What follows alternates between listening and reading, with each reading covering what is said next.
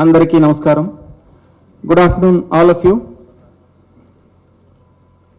I think most of you remember I, with a lot of courage and conviction, declared a few years ago that the history of Hyderabad will be rewritten.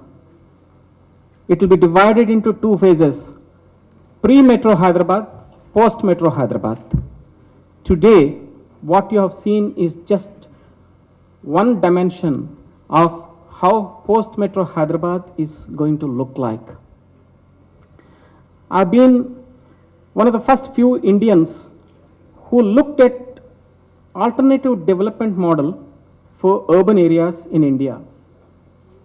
That is, to develop Indian cities, Indian urban areas in a cost-effective manner, provide world-class facilities with the limited resources available with the government.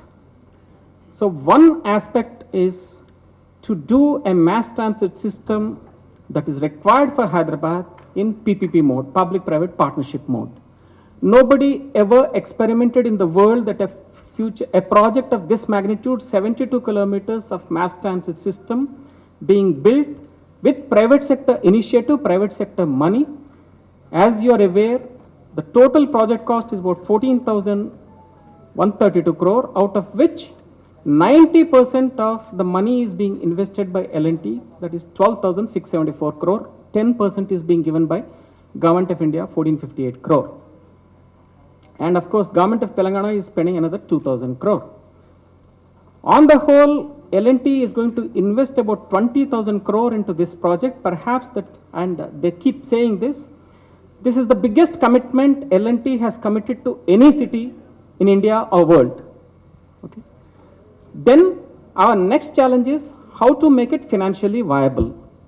I've studied different systems in the world. Out of the metros in the world, there are more than 200 rail-based mass transit systems. Only 4 are making money. They are Singapore, Hong Kong, Tokyo, Taipei. So how to make this financially viable is an important challenge. Today, Hyderabad Metro is taken for granted. A project which was written off by all the experts that it would never happen, because never in the history of the world it has happened, so it can't happen. Today, we have defied that logic. We proved to the world that with Indian capabilities, we have translated this into a reality. That's happening. The second most important challenge is it has to be made financially viable. Unless and until it is made financially viable, it becomes a burden on the government. Okay. Then the second aspect is, when I was looking at making sustainable cities, in the long run, a city has to be made sustainable. One answer I found was in TOD, transit-oriented development. Okay. Then around 2004, I went around the world to Latin American countries, Latin American cities like Bogota, Quito, Curitiba. They have done excellent work. They have switched over to transit-oriented development. Okay. Then Hong Kong has done it, Singapore has done it. The Western world also started doing that. Okay. The model is very simple. You have to make city a livable city, a city that is oriented to cars and other huge private motor vehicles. It has to be converted into a public transportation oriented city.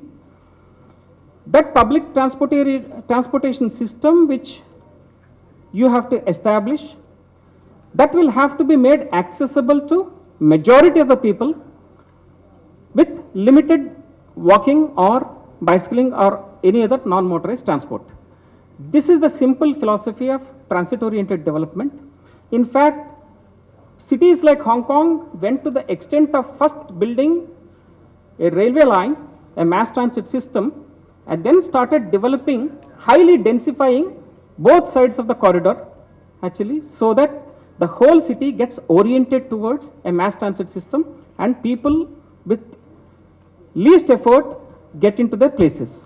Because the most important challenge of urbanization in India is that how do we make our people move from place A to place B in this kind of a congested environment which you have already seen. Mind you, we are only at 35% urbanization, initial levels of prosperity. What will happen to Indian cities is a nightmare I can't even think of actually if you don't have good public transportation system and completely reorient our cities towards transit-oriented development.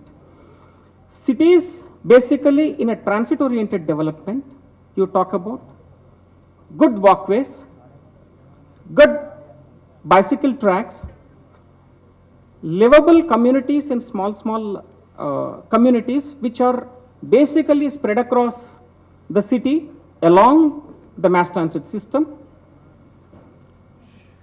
The city which can reduce its carbon footprint, it can reduce its pollution levels. Okay. These are some of the basic features of a transit-oriented development coupled with public transportation system. This was a solution. Then I started working with IIT Kharagpur to develop transit-oriented development TOD program for Hyderabad. Okay. Then luckily I got Dr. P.K. Mohanty, who is also an urban specialist like me. We started working together. Hyderabad, all of you are aware, we are proud to announce that Hyderabad is the first city in India which opted for transit-oriented development TOD as a government policy as a part of HMDS strategy. We have announced it. Okay. As you know, up to 300 meters on both sides of either the mass transit corridor metro or MMTS or any other future bus corridors or any other mass transit corridor, you can have mixed land use, you can have high densification along the mass transit corridor. Singapore is a good example where you have high-rise structures with lot of lung space, open space. Similar model we are going to attempt in Hyderabad, and already the framework is in place, HMDA rules and regulations are in place. Hyderabad is the first city. So in this kind of a thing, how do you tempt? Because government doesn't have this kind of vast resources actually to build all these things. Make it convenient for the people. Okay, you have to think of the younger generation, you have to think of the future.